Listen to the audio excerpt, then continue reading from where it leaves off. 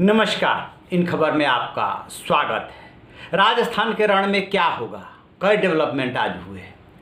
वसुंधरा राजे आकर के बीजेपी अध्यक्ष जेपी नड्डा से मिली। बहुत दिनों से वहाँ की राजनीति में खामोश चल रही थी।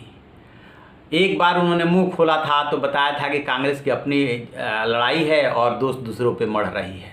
माना ये जा रहा था कि वो सचिन पायलट को बीजेपी में एंट्री नहीं लेने दे रही है। शुरू का जो सचिन पायलट का गणित था वो इसीलिए गड़बड़ा गया था। वसुंधरा राजे अपने हिसाब से राजनीति करती हैं, बीजेपी में रहते हुए करती हैं, हाईकमान की भी नहीं सुनती, ये सबको पता है। लेकिन आज बताते हैं जो सोर्सेज के हवाले से खबर आ रही है कि जेपी नड्डा से मुलाकात में उन्होंने संगठन अध्यक्ष यानी कि सतीश पूनिया और वहाँ पे जो विपक्ष के नेता हैं वो लोग जो कुछ भी वहाँ कर रहे हैं उनकी शिकायत की और कहा कि मैं धौलपुर में रह रही थी इसलिए बहुत ज़्यादा एक्टिव नहीं थी, अभी 2-3 दिन और वहाँ मुझे रुकना है, उसके बाद जो है मैं 13 तारीख को जयपुर पहुँचूँगी और हमारी तरफ से कहीं कोई दिक्कत नहीं है। एक डेवलपमेंट ये हुआ। दूसरा डेवलपमेंट ये हुआ कि वहाँ पे जैसलमेर में जो सूर्यागढ़ होटल है वहाँ पे विधायकों के लिए समय काटना बड़ा मुश्किल हो गया है। आप देखिए वीडियो में कि वो कैसे अपना समय गुजार रहे हैं।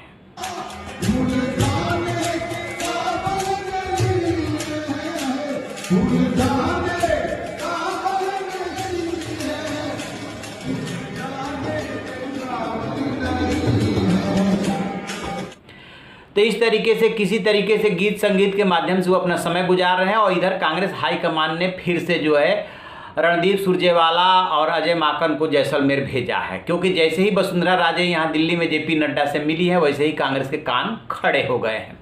14 अगस्त से जो है राजस्थान विधानसभा का सत्र शुरू होना है, जिसमें ये बात कही जा रही है कि 17 अगस्त को विश्वास प्रस्ताव अशोक गहलोत ले आ सकते हैं। हालांकि जो उन्होंने राज्यपाल को पत्र भेजा था उसमें ये सब उन्होंने नहीं खोला था, लेकिन बाद में दोनों पक्ष में चूंकि राज्यपाल के साथ और अशोक गहलोत का समझौता हो गया था कि 21 दिन वहाँ से काउंट कर लीजिए, जब हमने पहला प्रस्ताव पहली चिट्ठी आपको भेजी थी तो हमने वो फॉर्मेलिटी पूरी कर दी, अब हमें सत्र अपने हिसाब से करने दीजिए।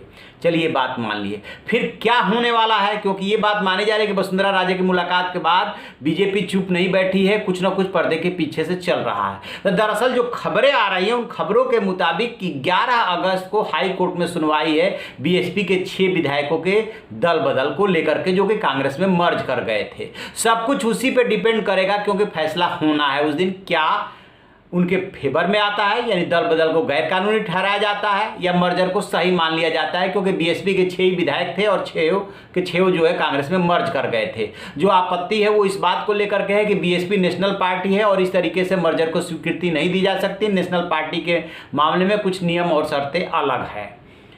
तो हाई कोर्ट के फैसले पे सब कुछ डिपेंड करेगा।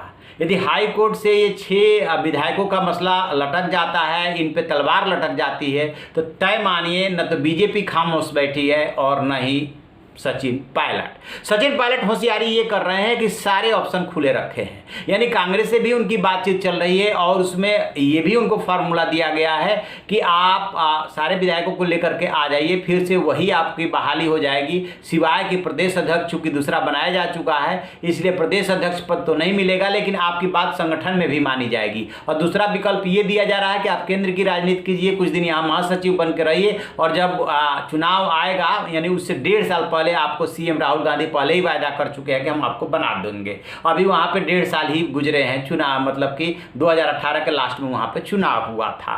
इधर सचिन पायलट ने कांग्रेस में भी सारे ऑप्शन खोल रखे हैं और उधर बीजेपी से भी जो है पर्दे के पीछे से बातचीत चल रही है। सचिन पायलट खेमा जो है वो बोल चुका है कि हम सत्र में भाग लेंगे। साथ में ये आरोप भी लगा चुका है कि जो भी सूर्यागढ़ या उसके पहले फेयरमाउंट में ये विधायक रुके थे उनका फोन जो है अशोक गहलोत सरकार टेप करा रही है।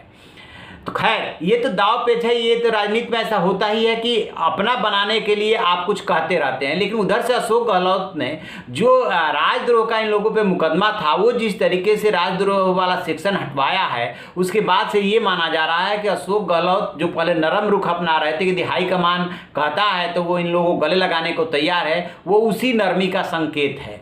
और सचिन पायलट को भी लग रहा है कि बीजेपी ने कोई कमाल कर दिया, कोई आश्चर्य कर दिया, कोई कुछ ऐसा घटनाक्रम हो गया तब तो बहुत अच्छा, और यदि नहीं कर पाई तो कांग्रेस के साथ भी ऑप्शन खोल करके रखिए। यानी कि वो दोनों हाथों में कुछ ना कुछ रखना चाहते हैं ताकि सदस्यता ना जाने पाए, क्योंकि ये यदि विश्वास प्रस्ताव अशोक गहलोत लाते हैं तो ये लोग विपक्ष में वोट देने यानी उसके खिलाफ वोट देने की स्थिति में नहीं होंगे, अदरवाइज सदस्यता चली जाएगी। देखते हैं आगे क्या होता है। 11 अगस्त 17 अगस्त मायने रखता है, वसुंधरा राजे का जेपी नड्डा से मिलना मायने रखता है, फिर से कांग्रेस हाईकमान के हलकारे जैसलमेर पहुंचना मायने रखता है। ये राजनीति है, राजनीति में कुछ निश्चित पूर्वक नहीं कह सकते कि क्या होने वाला है, लेकिन पर्दे के पीछे कुछ न कुछ तो चल रहा है। जैसे कोई अपडेट मिलेगा हम आपको बताएंगे। आप देखते रहिए हमारा डिजिटल चैनल इन खबर। Thank you.